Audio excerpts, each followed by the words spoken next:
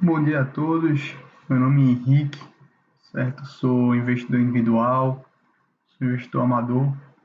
Estou aqui para falar um pouco sobre o resultado da Tecnisa, certo? Eu não sou nenhuma casa de análise, nem nada.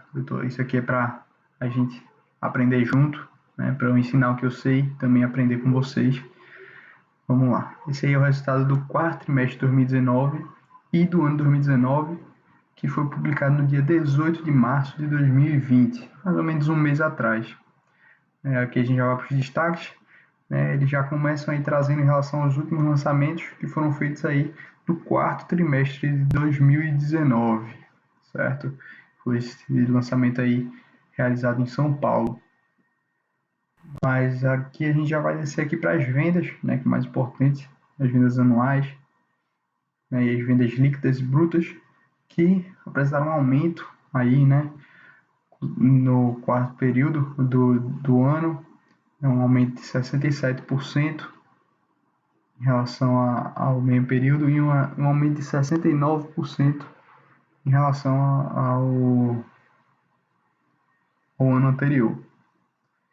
Em relação aos distratos, né, a gente viu que teve uma queda em 69% em relação ao ano anterior, né, o ano 2018.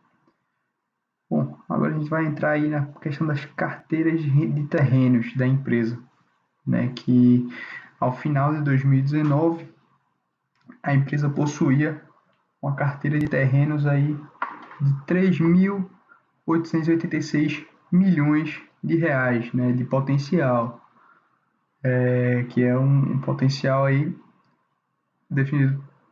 Enfim, a empresa já traz aí como evento subsequente que em janeiro e fevereiro de 2020 já foram adquiridas 5 novas áreas, né, adicionando a esse potencial mais 571 milhões de reais, né, chegando aí a 4.300 milhões de reais de potencial. Bom, com isso, a gente vai passar agora para a receita, né?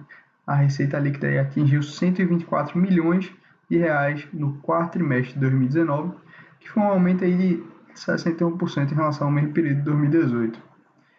Já no ano, a receita totalizou 358 milhões de reais, um aumento de 114% em relação a 2018, um aumento considerável, né?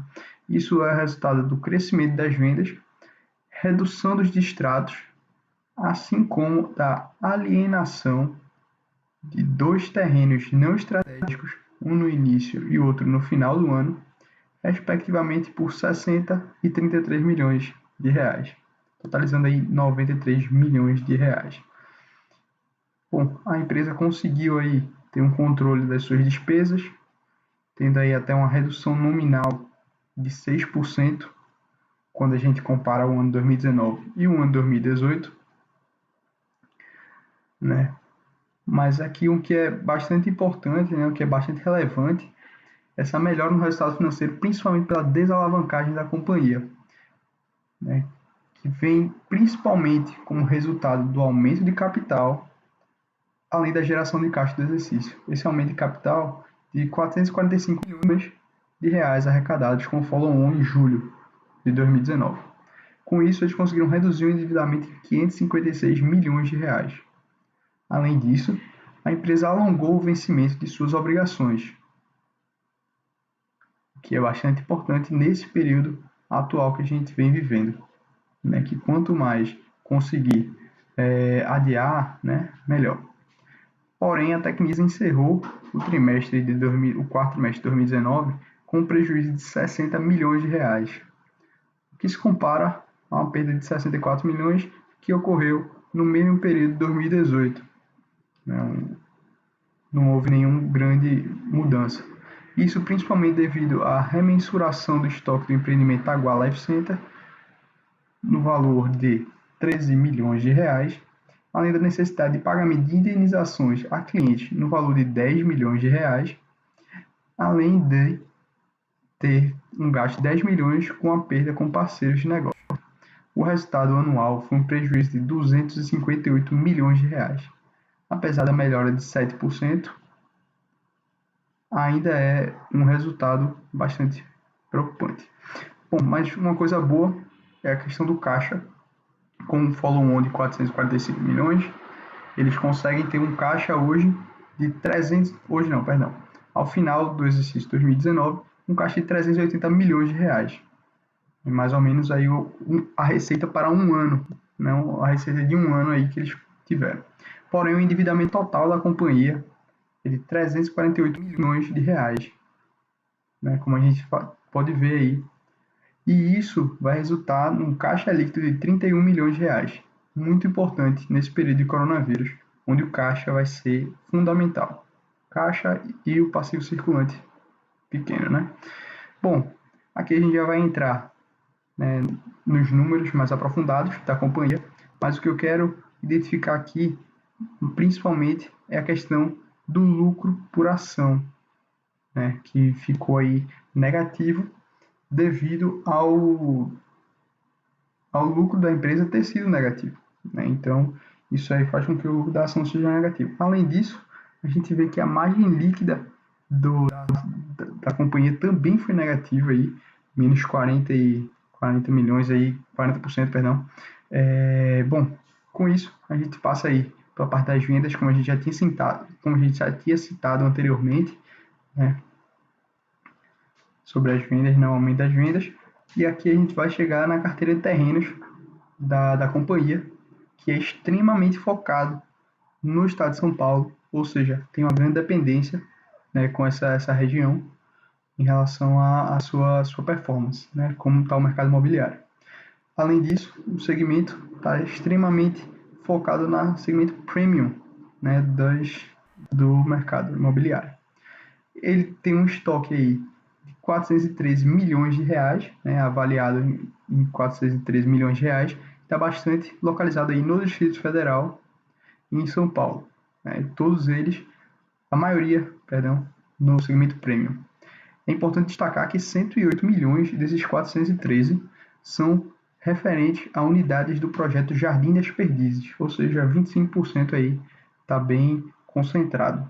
Porém, a gente vê que esse estoque ele vem caindo, vem tendo uma queda, né, o que é muito bom para a empresa, né, que não fica com ativos parados.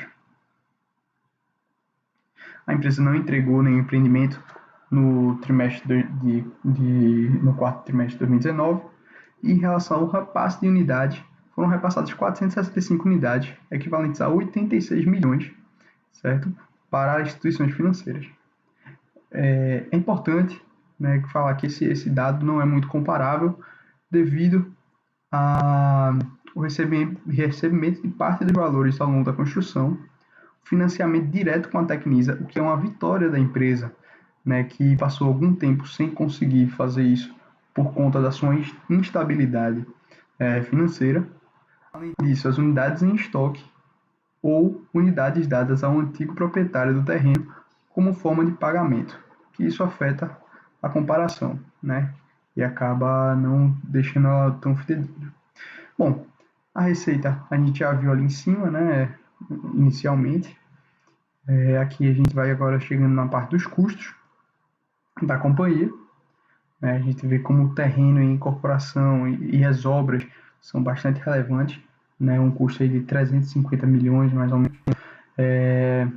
que está principalmente composto pelas obras e pelos terrenos. Esse custo pode ser que abaixe um pouco agora nesse momento devido a um possível interrompimento de obras ou alguma coisa assim, devido ao atual cenário, né? A gente vê aí como as obras e os terrenos são relevantes nos custos da empresa. O lucro, né, na realidade, foi um lucro bruto, né, que nesse momento não é o que a gente deve focar, a gente deve olhar mais para o lucro líquido. Bom, a empresa não tem nenhuma receita a se apropriar. A gente vê aí as despesas com vendas, né, que não são tão grandes quanto as despesas com terrenos ou com obras, mas são existentes e possivelmente vão diminuir diante dessa crise.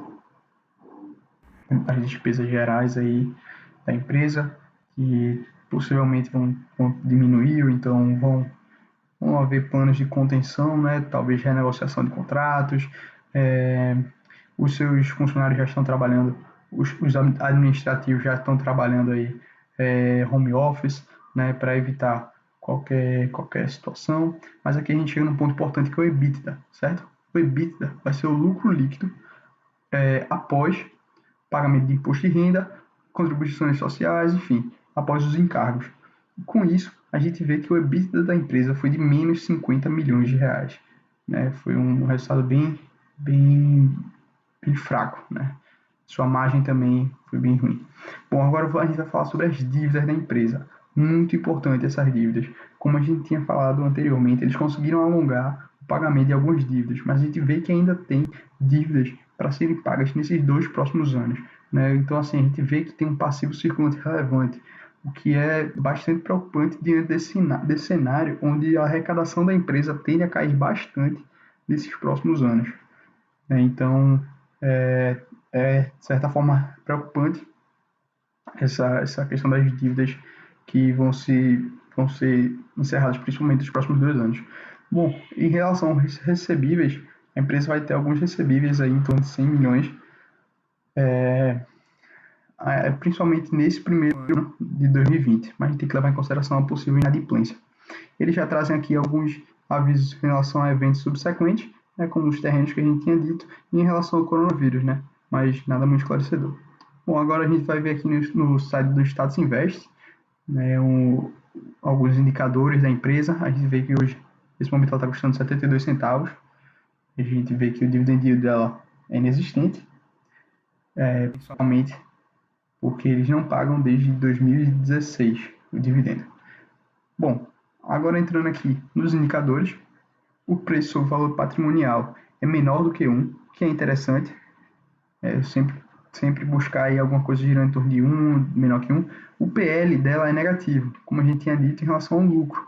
Né? O lucro dela é negativo, então o PL também vai ser negativo. Né? Mas o ideal é sempre tentar algum PL entre 0 e 15, é o que eu costumo buscar. A gente vê que a margem EBITDA é menos 57%, margem líquida menos 70%, ou seja, as margens não são muito boas, né? Apesar da margem bruta estar positiva, mas as margens líquidas e margem EBITDA não são muito boas, né? Sempre buscam aí uma margem mais ou menos de 10%. O ROI e o ROIC, né, que são os retornos aí sobre o patrimônio, sobre o investimento, enfim, tudo isso também negativo. Eu sempre busco empresas com 20% mais ou menos de ROI. E o KGR, a gente vê que tem uma queda aí de 22%. O aluguel das ações, né, o pessoal do short, aí entre os dividendos, né, o último foi pago em 2016. A gente vê um free float aí de 74%, um free float bom. Agora a gente vai entrar aí na questão da receita, perdão, do lucro, receita e lucro, né, nos 10 anos. A gente vê aí como nos primeiros anos da década, né, ela conseguiu ter um bom resultado, como eu tinha dito, né, um programa de expansão de crédito e tudo mais. Ela vinha com um lucro líquido mais ou menos constante, né, nos primeiros 6 anos, só um ano que não teve foi 2012, mas mais ou menos de 2014 para 2015 começou a desaceleração, né, que foi até meados de 2017 e 2018, e que vinha com expectativa de melhora em 2019. A gente vê como o resultado dela conseguiu, parecia que ia se recuperar, só que com grande expectativa para 2020, porém, devido a esse novo cenário, né, do coronavírus, vai ter que ser repensado. Né? Vai ser um ano bastante difícil, como a gente viu, com as dívidas vencendo agora, com provável baixa na receita e provável queima de caixa. Aqui a gente vê o balanço, a gente vê o passivo circulante, como eu tinha dito, bastante relevante. Né? A gente vê que eles têm bastante ativos, mas também tem bastante passivos em questão. E esse passivo circulante é o que deve ser pago nos próximos 12 meses. Né? São as dívidas que devem ser pagas nos próximos 12 meses, que é bastante relevante, aí 350 milhões mais ou menos, que é mais ou menos a receita da empresa no último ano. Né? Bom, é isso. Queria agradecer a todos.